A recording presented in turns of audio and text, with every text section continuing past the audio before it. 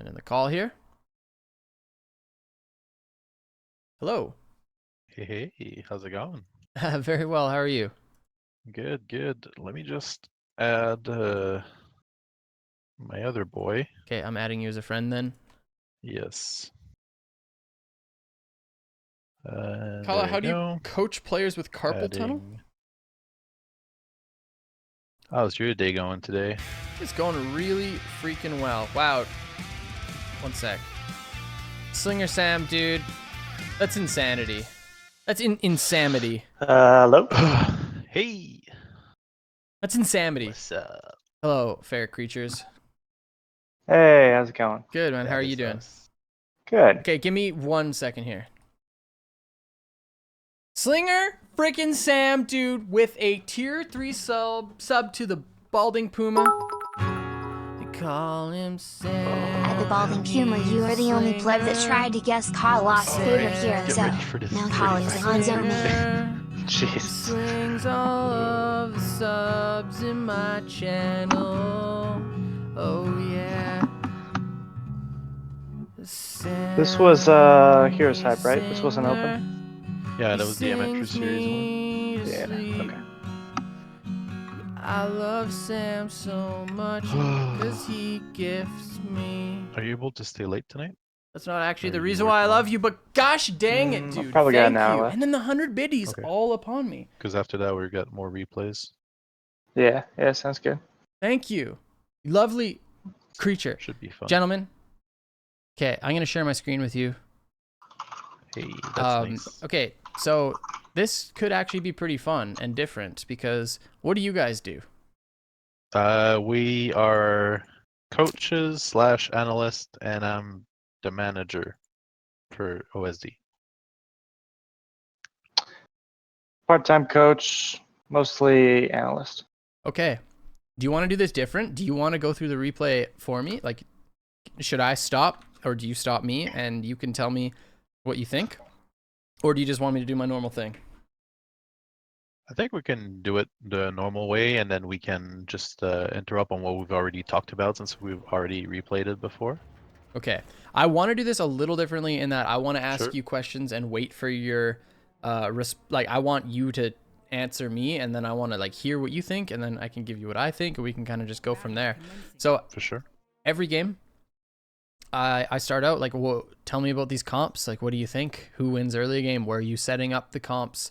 Do you have any like specifics about camps or anything like that as well? So I think for this comp, especially on Dragonshire, when we go to the double global, we want to make sure that we have our rotations on flick. Like we want to make sure that we send, what is it? I'm pretty sure it's one bottom, one mid, or one top, one mid, sorry. And then after that, we just do the rotations based on that, and we make sure that the three man can get the camps while our rotations are going, and that one of the global ends up double soaking. Okay. Anything specific about their comp?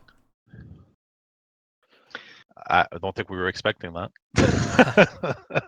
Yeah, the Zarya definitely threw us. They're gonna sustain through a lot of our damage here and heal up through Deckard. We need to pick off one, preferably Deckard or Zarya when their shields are low. Phoenix if we can get on him, but at least until 10, our CC is a little low to focus Phoenix. Yep. Okay. And yeah, the globals is going to be very beneficial when it comes to setting up the map in your favor. Obviously, that's the point of globals. Wave clear wise, honestly, neither team has insane wave clear, but I think ours would be a little bit better because Johanna plus the lightning shields. Their Garrosh, kind of is rendered irrelevant when it comes to this Johanna pick. Biggest thing is Falstad has to be watching out for Zeratul, because Zeratul is usually picked as a response into Falstad, or not usually, but can be picked as a response into Falstad. It does a lot to him, and especially late game. Like it's Yeah, I obviously think you it guys was know late game's there. definitely picked as a counter here for the Falstad, I but agree. as you can see later in the game, whatever she picked for talents was kind of awkward, and she couldn't actually one-shot anyone. Interesting. So yeah, it was kind of weird. Okay, so you guys start out top, and then and then they just straight up leave, and then they rotate into you. So, okay, Yeah, So our goal there was to get a tower if possible. yeah, not quite able to because you didn't have 4 members. If you're going to do that, bring everyone. Falstad can just either fly mid. It's not like you need Falstad's flight for the next 45 seconds. Fly Falstad back mid, but you would have absolutely been able to get that first tower. If you're gonna make one of those rotations, at least just do it full strength, in my opinion. Yeah. See, like the thought behind this one, since we've been trying to run it a bunch in scrims, since this was amateur series, we're just like, okay, we're gonna run it this way, and we're gonna send a 3-man top, and then Enigmatic can go mid with the Falstad, Manby can be bottom with the Haka, and then once we start coming back mid, he's gonna go bot, and then Manby can go top with Burrow, and also make sure we don't lose any XP with the waves, since that's usually kind of a thing that keeps happening. Do you guys see what I see here? Yeah, someone Yeah. should have been over the wall there. Yeah, Definitely. you guys overextend super hard. Rhaegar should 100% be dead. Horde symbol's on Rhaegar right now, even though, I guess because technically the Unstoppable is stopping it, but this is actually just a free step in EQ, dead Rhaegar. So careful Absolutely. overextending like this to your team when playing against a Garrosh.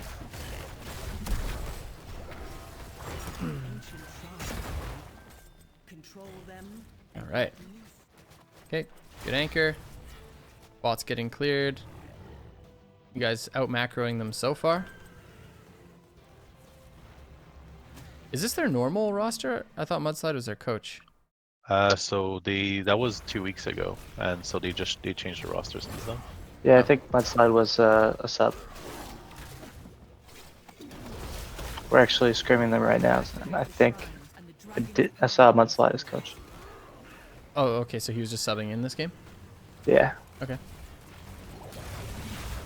Okay, so usually invading like this against a Garrosh can be super sketchy. Might even be bad against... Yeah, see, this is why. Do you guys talk about this beforehand? Because invading against a Garrosh, regardless of the fact that you guys are the ones with the global, so technically you want to look for invades, it's so risky to invade against Garrosh on this map, on Towers of Doom. So most of lately we've been playing a lot of scrims against the late time teams, and the late time teams are insanely aggressive, and they like to invade at every corner. And so I think it is something that we've picked up from them, and that's not necessarily a good thing, because now I think we're being over aggressive, and that's been shown in scrims over and over again. Okay. So we're just trying to work on that a bunch. Your shot caller should just be able to look at this situation and be like, yeah, we want to invade. Oh, shoot. Just kidding. Not against this guy. Because that is... Wait, what happened to BattleNet? Yeah, because it's Garrosh. So hopefully, even though you're used to playing against very aggressive teams, that's something that can change in the future. Yeah, and since our shot caller is also new to shot calling, it's kind of we're kind of getting used to it also. Okay.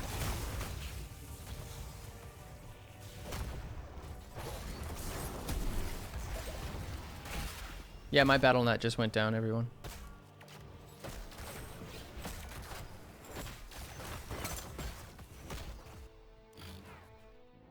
Okay, nothing that Malarius can do here. It's good.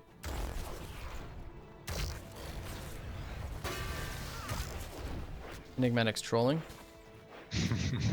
Always.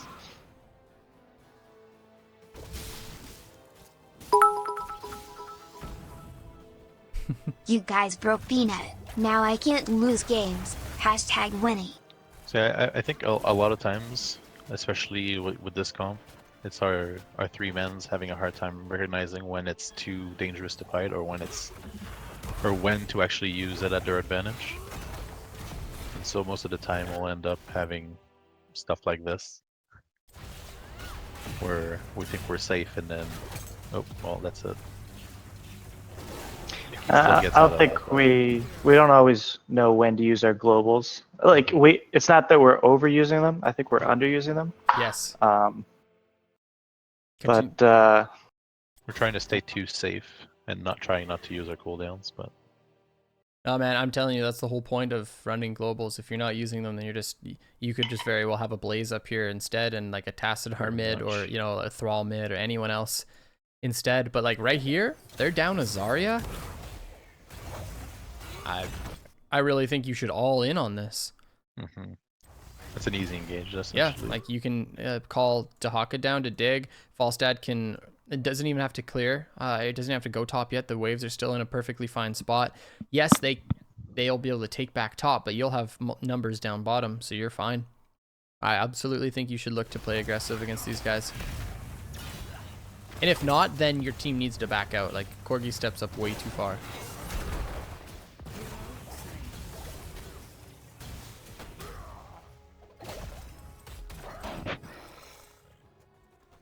Also, how does this game go on for 32 minutes?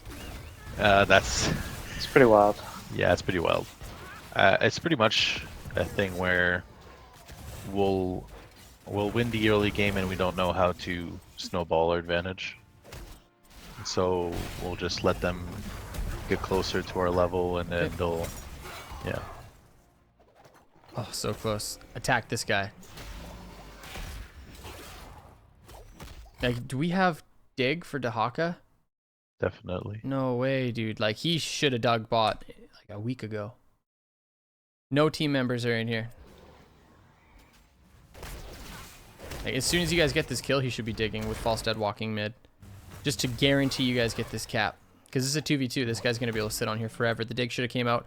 And you guys should 3v2 them. Because you 100% get cap here. Do you get it anyways? No way.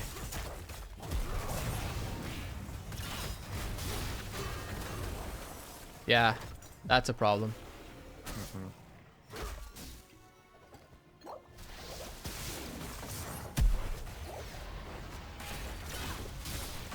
So how much for structures top, right? So instead of globaling, since we didn't do that, how much structures should we try to get for it to be worth not getting the DK? Do you know what I mean? Yeah, I do. XP wise, it depends on how much you get out of the DK, but pacing wise, now like this doesn't help Dahaka out in my opinion. Like he's just going to continue pushing this in. If anything, that just means that Zeratul is going to be able to safely soak. And if anything, getting this is just going to deny you more XP. Yeah, I guess it makes it easier to get this cap in the future. And if they push up to try to defend at this point, like you can global in and chase them down to forever. But I like getting top, like you still would have got a lot up top. Like I don't think Dahaka brought insane siege value. Like maybe the fort would be here, which is still great value in my opinion. You still got the entire wall, the wells down. That's a lot of value. That's really all you can really ever ask for. But if you get this DK, like you just open up the game so much, able to push in mid constantly. Like you'll get a bunch pushed in, like you'll get mid wall, you'll get bottom wall, and yes, while it's not like the most amazing amount of XP, you're against a Garrosh. So a Garrosh without his walls is kind of like stitches. It really, really helps when you're playing against heroes like that. Yeah, I really do think that's a problem. It's not even about XP at this point. It's about trying to open up win conditions. Because nobody ever ends the game through top. So, like, you need to start opening up mid and bottom.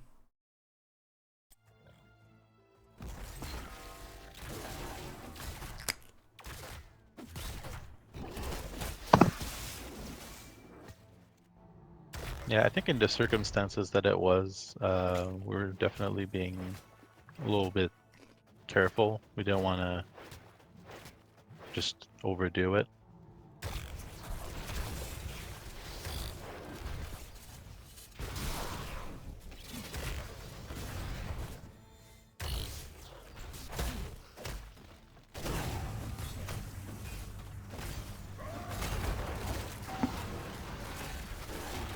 And just careful of the flip. Oh, nice. Yeah, see, I think during this game, this happens more than once. Like, someone actually gets flipped. Just walking up too. Yeah, just Garrosh? walking to the gate trying to get it, and yeah, it just gets flipped, and it's like a sure kill. But I mean, you guys just get a free DK here too.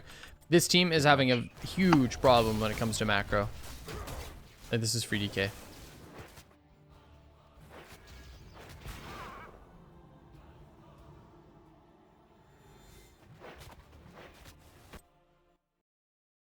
Okay. Wait.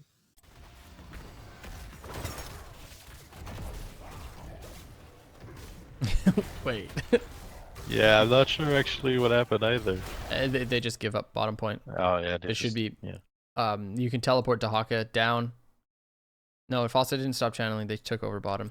You need to just literally Corgi just needs to step on this for 2 seconds and just hold it so it doesn't get capped. You can dig down. That was a matter of a second too. Yeah, look how it's really close. He just needs to be on there for 1 second. And honestly, you can TP in with Dahaka and look for a 10-9 fight. You should be looking to engage this. Like, Corgi walks in, gets stun. Dahaka TP's on the backside of this fight. Like, ISO onto Zarya or ISO onto Zeratul, one of the two. Doesn't really matter. And then you guys just completely open up this game. Yeah, definitely.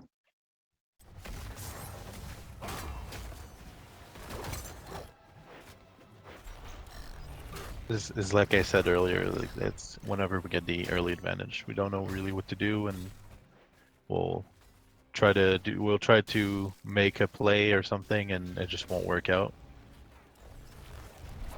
So far, all the problems have been like directly what you guys do, though. So these are like simple fixes. Like that should have been seen. The only thing you had to do there, because obviously Dahaka had top, so there's no way they get top. Falstad had free mid. They're showing 4 people bottom. The only thing that they can do is step onto bottom point and stop channel.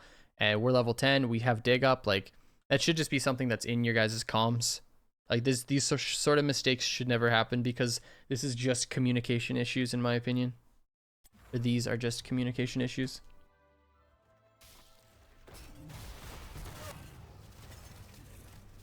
What's happening on that? Yeah, that fight there.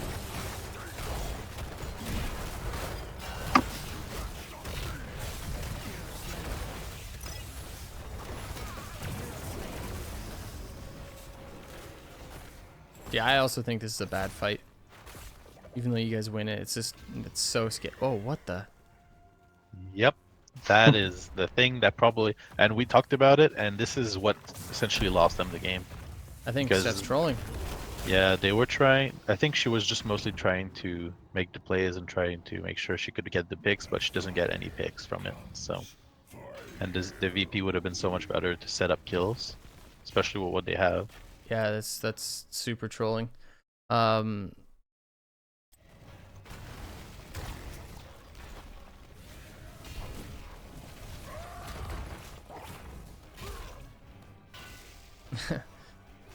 Zarya builds a little troll too, considering what you guys have. Not as bad though. I think that this is worse. Steph. Okay, perfect. Steph, you're in F here. in chat, let's go. Oh my god, the shit. Steph, why Might of the Nerazim over Void? No flame. We literally are trying to find this sort of stuff out. Zarya build's definitely worse. I don't think so. Definitely don't think so.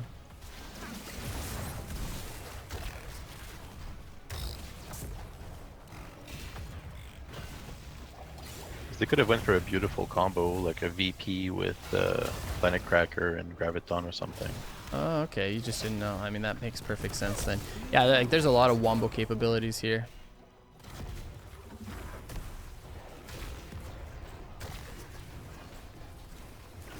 Reformed Zeratul, love to see it. Okay, see, man, you guys got so much off that DK. Like, that's absolutely insane.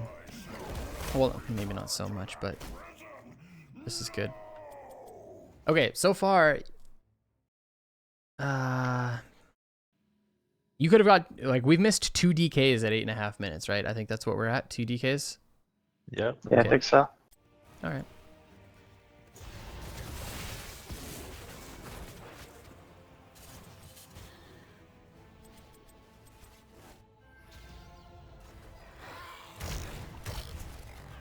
So like here we're talent up, and we think our move is maybe to invade their camp.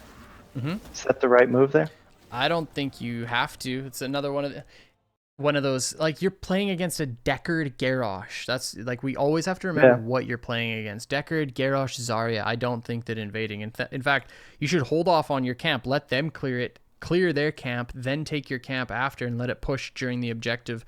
Force one of them top and then get the DK off of them having to be represented on the bruiser lane. Like that's free. The fact that you Okay. like you guys cap this right now and then look for like a partial invade, then they just get to free clear your your bruisers. But instead, if you just let them take that, maybe you just push in mid and bottom instead. You could even have, if you think that they're on their bruiser camp, maybe you just get a little bit of damage on mid for it. You don't have to take it, but clear out bottom, get a little bit done in mid lane, leave top, wait for your bruisers for the objective to spawn, and then clear top. Remember, you're the ones with the global, so as soon as you start generating map pressure with like a bruiser camp, you can do so much with it. Like I'm gonna like snapshot the game once the objective's up, and I'm gonna be like, hey, imagine if we had bruisers running top here.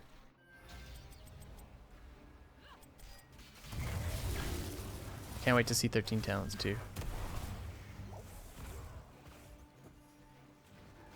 See, oh, are they actually going for this?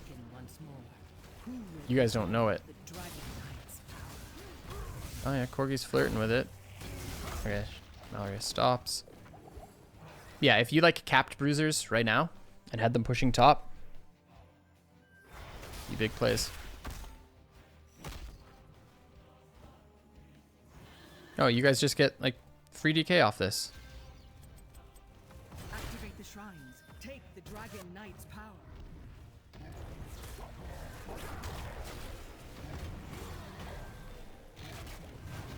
Oh, Corgi. Oh boy.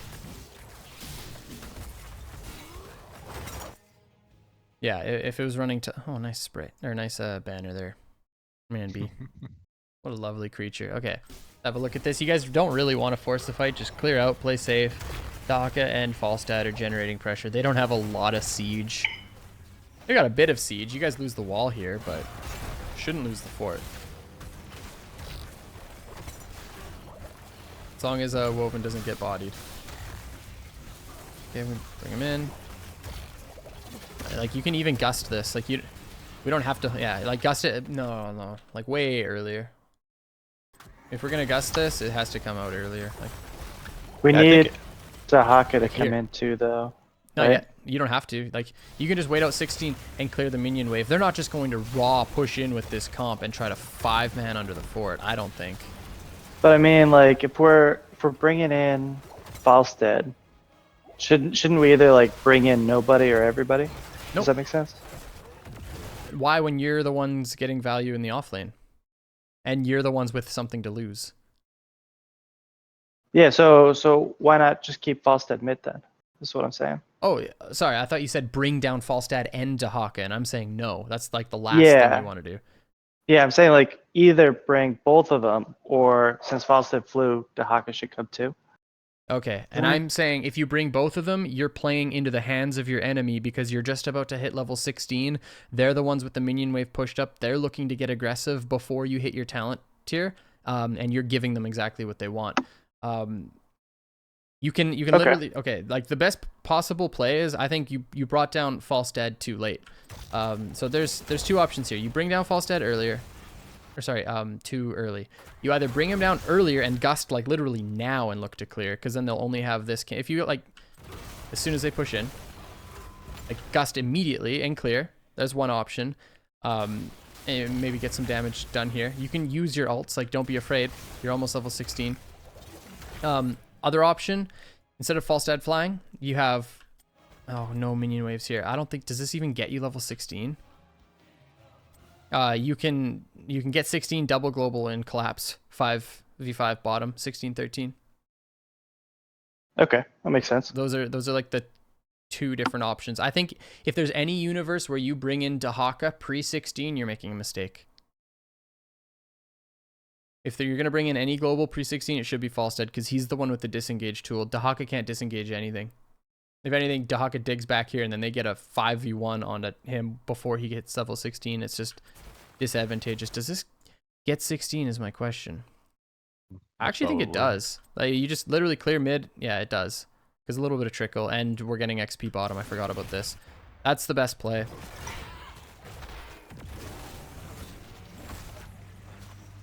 Yeah, that's absolutely the best play. But I don't know if they would actually stay that long. I don't think they would do that.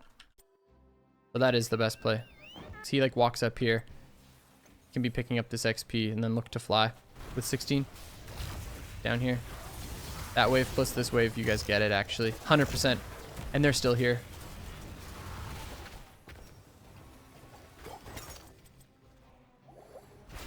That's the play.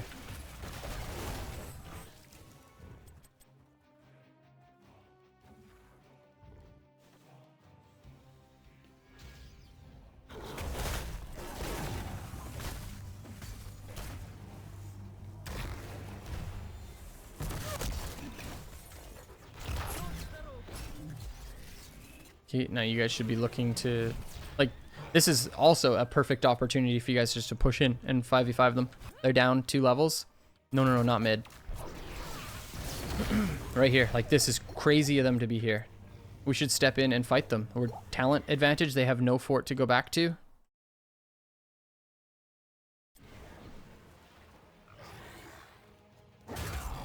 Corgi is way too afraid of these guys, in my opinion. I think it was the early game flips. Yeah, but what's a flip gonna do here, right? Sure, sure. Nice.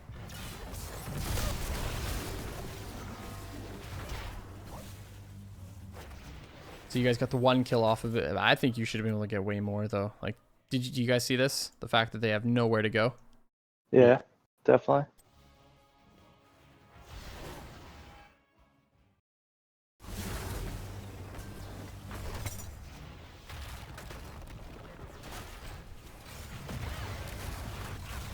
Does Falstead have fly here? As if on cue. Oh, Yeah, okay, there you go. Never mind.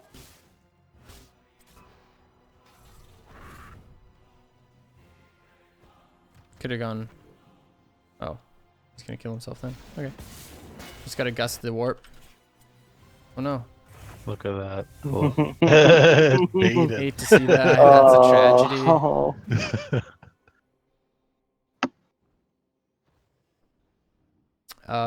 For Emily in chat, the next giveaway keyword is going to be Twitch Prime. 1 word.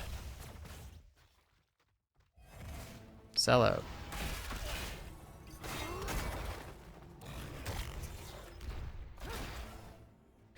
So we've wasted. It's not up yet, you guys. It's not up yet. Please don't spam Twitch Prime yet. Unless you have it, then you can spam me with the subs. But oh god, here we go. So 2 full levels where you're at a talent advantage, and we don't do anything except for get like 1 kill onto Garrosh. Yep.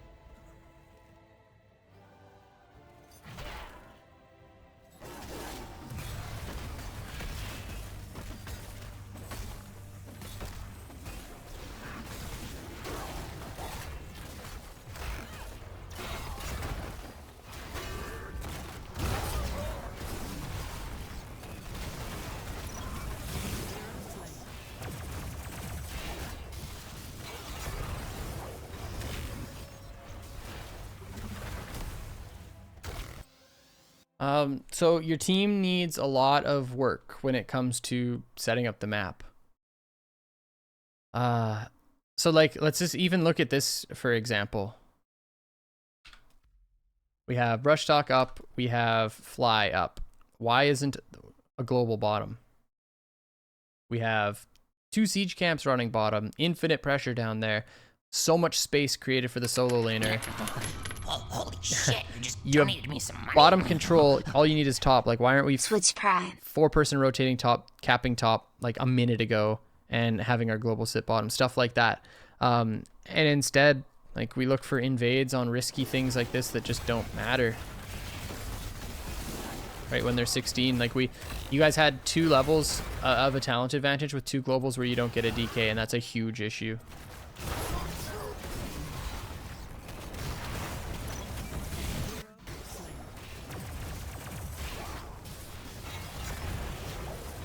Dancing around against a team that has 1 global should be hard. Yeah, I think that's a huge problem. So you guys got to work with your team on this map for sure. Okay. Yeah, we let them back into the game at this point, and then it drags on for another 15 minutes.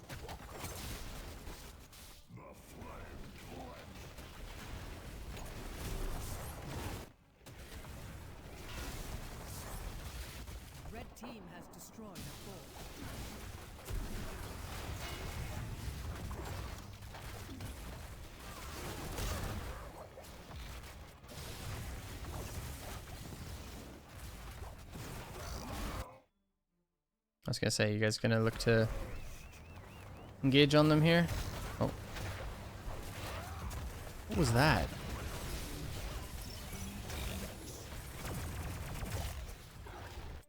Sorry, I have to look at that again. Oh, okay, never mind, he cancels it. And then barrel rolls.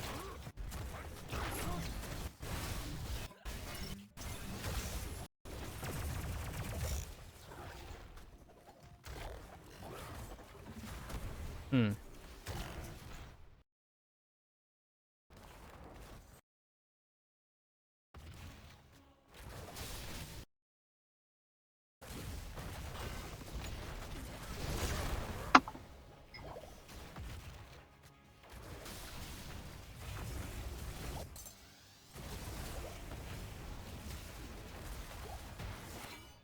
I guess you can't really do it much earlier.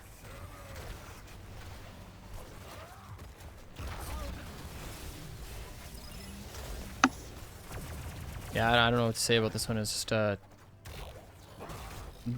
sloppy engage, and you guys don't have any follow-up damage. First bullet wasn't up, so you weren't able to bullet the tongue target. Okay, let's just move on.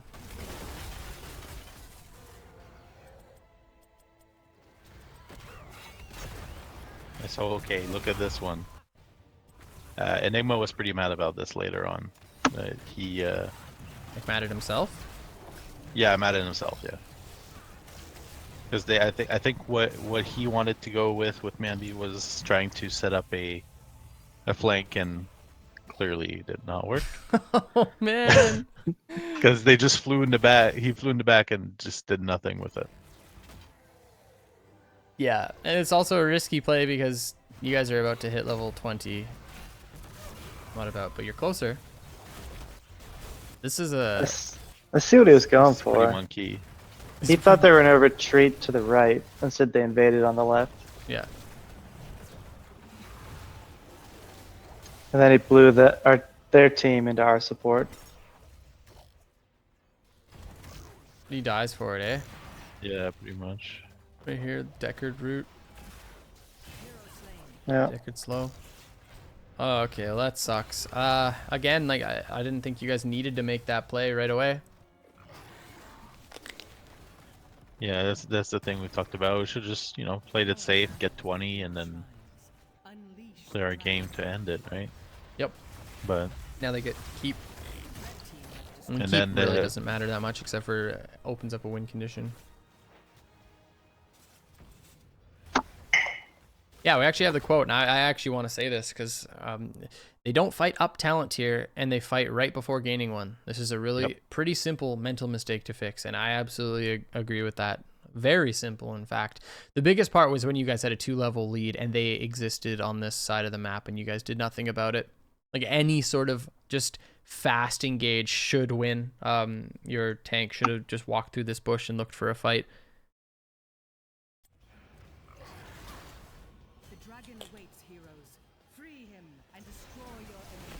I think cucumbers are the best vegetable on the planet. Or they're a fruit, right, actually, because they have seeds? I have no idea.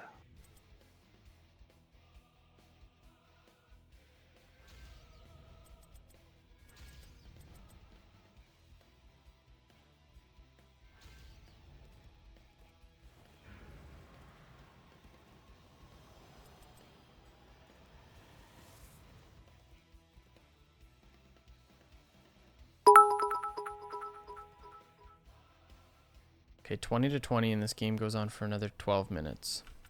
That's actually, and you're down a keep. That's actually impressive. I have to see how this I plays think out. it's a series of bad decisions made on both sides. I think they tried to make a play. We tried to make a play. It just turns badly every time, right? And then we somehow save it on core, and then it's just a big back and forth until one of us loses from it, right? Switch place with globals, and you take back top. Wait, you guys know how to dance around the objective late game, but you can't get DKs early. Like, this makes no sense. You guys understand how to trade these. Yeah. Hmm. So in the future, whenever you're on this map and you come into situations where your team is like straight up missing the objective when it should be free, go over those points. Because yeah, the fact we said 2 times you guys missed a free DK at 8 minutes.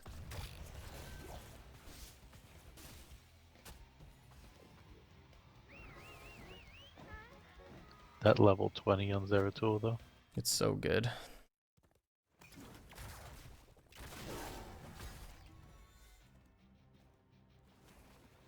So good. It's actually disgusting. Remove it from the game, please. You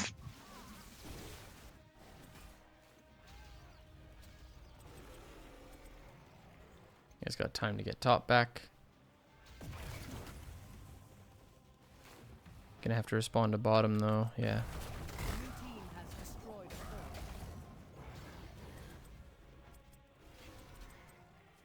Do they just try to run it in? Yeah. They I was do. gonna say this should work. They do it properly. Actually, the splash damage from Gramian is so good. No joke. If the enemy team had Void here, it would be. Oh, that's an easy. It's an easy win for them with Yeah. Void. You just set it up, get a Yep. kill or 2, and they can end easy. Yep. Should we have gusted somewhere before now? I just don't know where it would have been. It feels like something. Like gust 1 towards our core, not the whole team, or something. It depends. If you guys are trying to force a fight, that's something you can do, or you can just wait for them to push into core. Like right now, you can. No, because look where Garrosh is. Anywhere that Falstad operates, where it's like an aggressive gust, he's just going to get destroyed. So what about like gusting Garrosh away, or is that too telegraphed? Ooh, I think this gust is actually hot. But we're all stacked up too. It doesn't matter the amount of damage that Gramian put through. I think that's the best gust you could have looked for, something like this. Or you could look to split them. That's the other option, but like,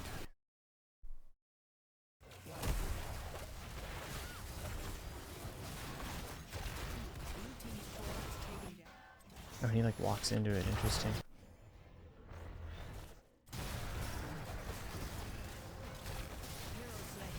Wait, how does?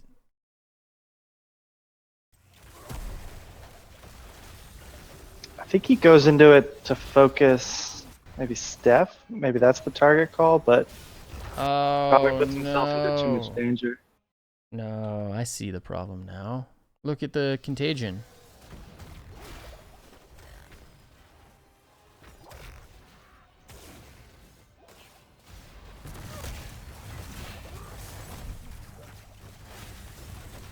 If it doesn't come out right now, which he shoots it right now, imagine Yeah.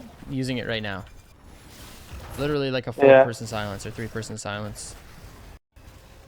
Oh my gosh, that would have been absolutely massive. You guys would have won this even better, but even more handily. You guys defended, don't need to look for more.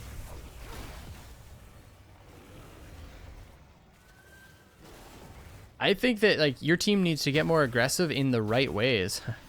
Like getting aggressive against a Garrosh on their camp when they still have their fort up, I think that's a bad thing. But you know, like getting aggressive in these parts of the map when they were overextended down here and you could have dug down here and then like forced fights, a numbers advantage. Look for those sorts of engagements. But in general, I don't think you guys are playing aggressive enough. Or maybe the word's punishing enough.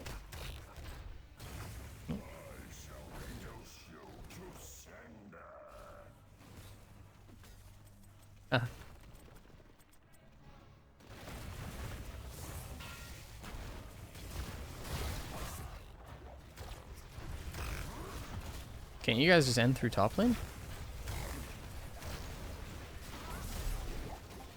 I hate saying it, but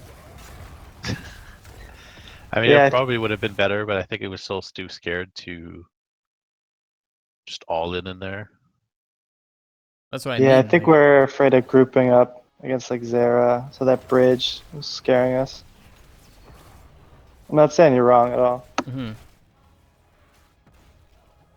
I don't know. I don't know the right answer 100%, but we take 50% of the DK core before you, or DK health before it even gets to the keep. Yeah. I think you can just end through top, but maybe not.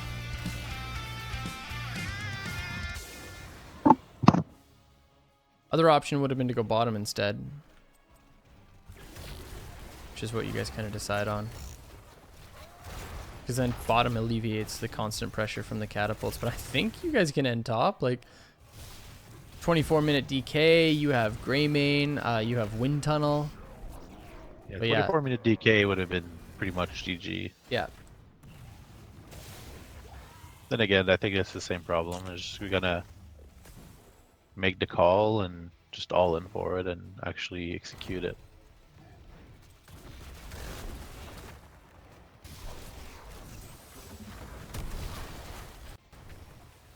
I think it's more important in scrims to be able to win games early than let them go to 32 minutes and just wait for the other team to make a crappy mistake. I think that's a really bad mentality. It's like your team's playing to not lose instead of trying to win. You guys should have absolutely tried to end top or try to end the game with that DK. Lose the freaking game. Who cares? Wait, is this a scrim? This was Yep. Heroes Hypermetra series. Oh no, you're right. Oh. You're right. Yeah. Okay. I mean, that's also fine. That's also fine. If you guys are an open division team and you have like a real, or not a real, but you know what I mean? Like an upper level tournament in comparison to that, I think it's absolutely fine. But you should try to promote that within your scrim environment. Like try to make clean decisions. As soon as you get that DK, you know, we're invading enemy bruisers, taking it immediately while they still have 2 dead, and then we're going to push top with bruisers. And like talk about these calls as you're channeling, as you know they're 2 dead, as you know you're going to get the DK. Like kind of calculate these things in advance and look for an end somewhere instead of just kind of what's the word, pussyfooting around mid and bottom. Am I allowed to say that? I think I am. But do you know what I mean? It's way better to make those mistakes and learn from them than just like play around and wait for your opponents to just make a stupid mistake. Because you will never win games like that. Like against better teams, like you'll make more mistakes than they will.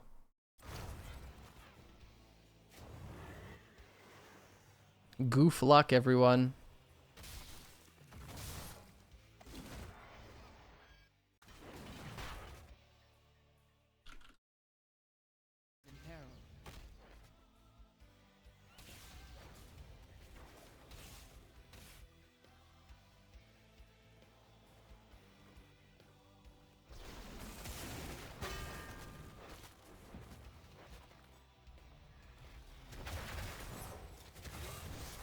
Big ISO there.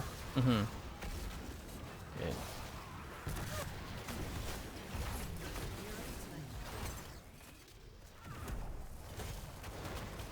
Holy, Lake Fu is a legend.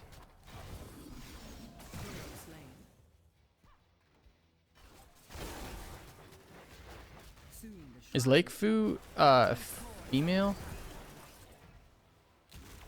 I have no idea. Okay.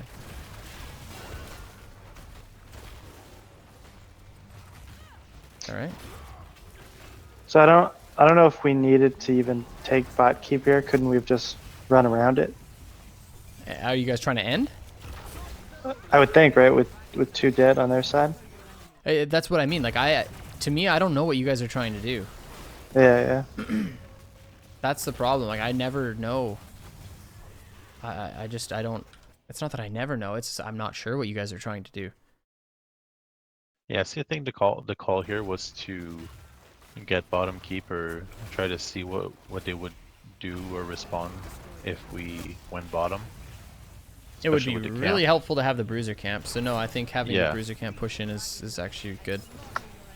But you don't need to fight them right here. Like we have no Yeah. reason to like.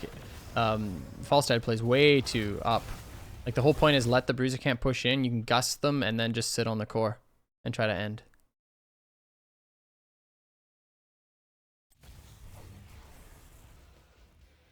Yeah, I asked for preferred pronouns before going into coaching just because I like knowing. I don't like saying they for every single person. If I know somebody is male or female, then I'll address them in such a way. If I know they're neither, then I'll address them in such a way. But sometimes I just like knowing. Thank you, like Fu.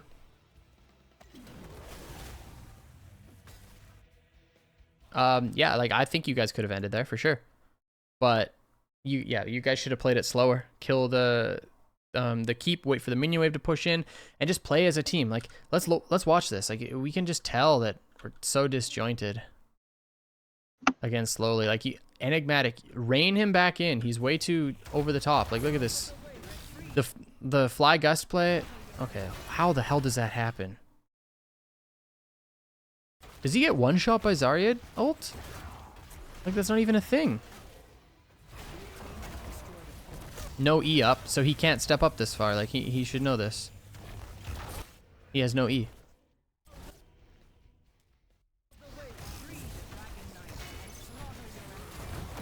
Ult down for like stuff like that, you know? Like you guys literally just need to stay in the aura, push up the camp, gust them with a wind tunnel, get Greymane onto the point, TP in, and move in. Yeah, when he's not playing Lunara, he doesn't know what to do. Don't draft him Lunara for like months. No joke. No, I think that was absolutely addressed too. Since then. Okay. Team's core is under attack. Oh, nice. Our roommates are singing.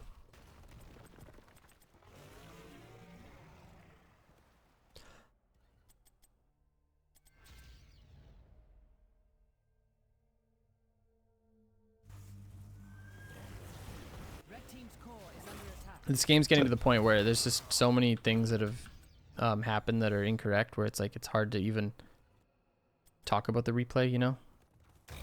Yeah, because here it's essentially whoever wins the next fight wins. Yes. So no one wants to make the bad move and actually end it. Hell, it's like whoever whoever gets one kill at this point. Pretty much. Once you get past the like 21 threshold, just one kill, it doesn't matter. That's the end of the game. Okay. Enigmatic, all I gotta say, man, love you to death, dude, obviously, but you guys missed 2 DKs by 8 minutes. That's mainly the global's fault.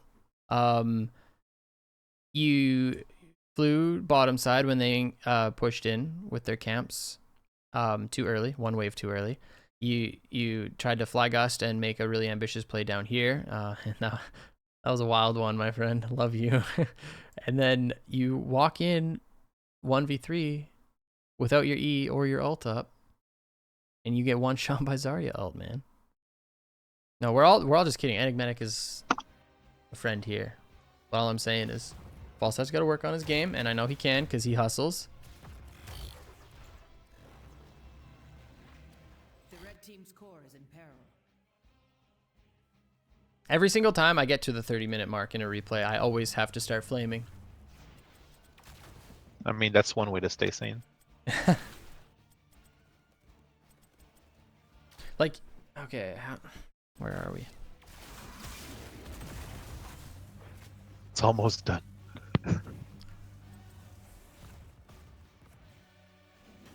At this point, like both teams were just playing very, very back.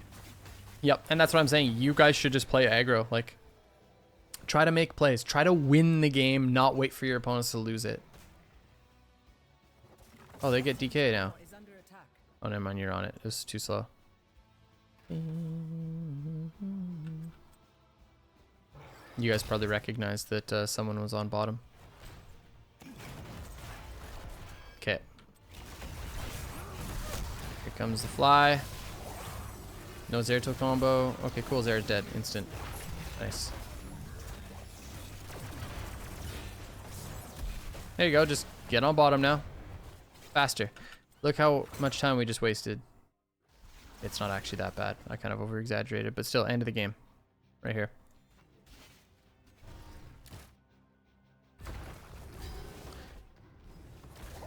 And now you can force them in for 4v4. For 4v5. 5v4, sorry.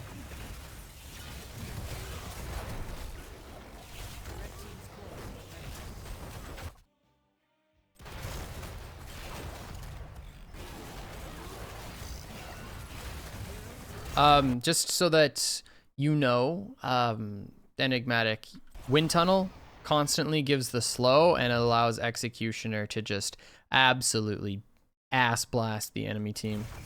Yeah, that would have been pretty good here. So like even if you just do it this way so that they're stuck against this wall, they just get decimated. A, can't move. B, Greymane just tears them a new one, literally. Even if it would have been in the choke, in the bush, Yeah. they can't really go anywhere. No. So Wind Tunnel comes in this way. Launcher. Oh. Can't say ass on the launcher? Yeah, like, there we go. Some big damage.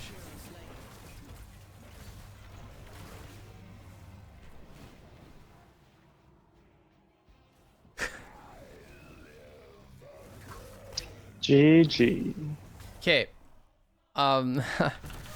You guys obviously have a lot to work on. You say your early game was strong, and I just say it was like the way that you manipulated the waves maybe, but that's not really a strong early game. You guys got to be turning those advantages into objectives or structures, or else it doesn't mean anything. So focus on like the first 10 minutes of games. Everything else right now, it doesn't matter. Like first objective, first walls, first forts, you guys should have had those down by like the 10-minute mark, and it would have been huge. And then after that, move into the, like, how do you do in the 10 to 15 minute mark? How do you close out the games in the 15 to 20 minute mark? I literally, if I use a tool called Stats of the Storm. I don't know if you guys have heard of it, but it's a, oh yeah, we use it. Yep. yeah, so it's a parser. And if I put a folder, or if I put 100 replays, okay, 100 replays into it and it scans, my average game length is like 14 minutes to 18 minutes in HGC scrims. But whenever I see, or not whenever, but a lot of the times when I watch open division teams or amateur teams that ask me to go over their replays with them, like a lot of the times we see the 23-minute, 26-minute, 28-minute, 34-minute replays, and it's just because teams refuse to like try to win the game. And it's both on both sides. Like there's multiple things that Femferocity could have tried to do to end the game. There's so many different things you guys could have done to try to end this game as well. But if your games are lasting like 20 to 25 minutes on average, like I'm talking about an average, then you know that you are making mistakes as a team when it comes to macro, because you should be able to close. The whole point of up to level 20 is developing leads, obviously, and creating opportunities to end the game. And then as soon as you get that spike late game, you get that objective late game, you can use that to end the game. That's like the whole point of HOTS, right? And I can honestly say you guys didn't do that. So with all of your advantage during the early game, literally almost got nothing accomplished. They still had to keep wall up by the time you hit level 20. That's a problem. And you guys played at a 2-level advantage. So, yeah. Yes, yeah, I just looked at it, and our average game time is 16 minute 30. Okay, so that's good. So like games never go on this long. It just happened to happen in this one. Fair enough. But in general, it's either we get outplayed in the micro, or our macro gets absolutely destroyed. Okay, well that is good. I've just said I've noticed this pretty consistently, but and you can kind of tell in the way that you guys were operating on the map. So lots to work on, lots and lots and lots. But I don't even know what I would recommend as the first thing. I really don't. I think we covered like a lot of things that you can work on, but I don't know what I would recommend as the first thing. Maybe just trying to get those first objectives way cleaner than you actually did. And then if you go through your replay and you find a point, like using Dragonshire as an example, where you could have got DK, don't let your team like get away with not getting that DK. Like that's a big problem. It really is. Absolutely. Makes sense. Okay. What do you guys think the biggest problem with your team is? I think the biggest problems. At college, lately I recommend replacing has the team been, with a group of slingersons can't lose in. concretizing our plans. If Okay. like we'll make a plan for the game before the game and try to follow it, and usually we deviate from these plans way too much. Okay. So we have an idea where we want to go in the game, and then we'll go absolutely somewhere else. think that's been the biggest problem. So our macro, we tend to be very macro focused, and then we turns out we're just gonna blew the macro away and essentially focus on team fights Gusted away, one might too say. much. Okay, well, you guys know what you have to work on then. Yeah, we had somebody mention in chat too, that your guys' global play needs a lot of work, and I agree. Like, we talked about it a lot up until like the level 16 mark, where just weren't setting up globals properly, and I kind of got like, not frustrated, but you guys had bottom cap and bottom pressure, and then your global was sitting like top side, but you didn't have top cap. Stuff like that, to me, it's really obvious. You have to have your global bottom side, and then your 4-man pushes in, and you look to make a play on top. You're winning bottom because you have siege camp pushing onto their keep wall. You have bottom cap, so you know that if they want to take it back, they have to come here, and if they come here, they lose their keep wall. If they come here, then they lose the 5v4. It's just stuff like that that you guys have to work on as well. So yeah, that's what I would say. If you guys plan on running these global comps too, like really, really work on the global game, because that's the whole point of it, right? Yeah. Right on. Okay, thanks for submitting this one. I think Well, thank you. probably just spent like over an hour Thanks on for this. taking a look. Yeah, it was quite a while. Right on. Thank you guys. Thank you, man. I see ya. 8:26. Yeah, I literally just took an hour on that replay. I always say it's only half an hour for community coaching, but I just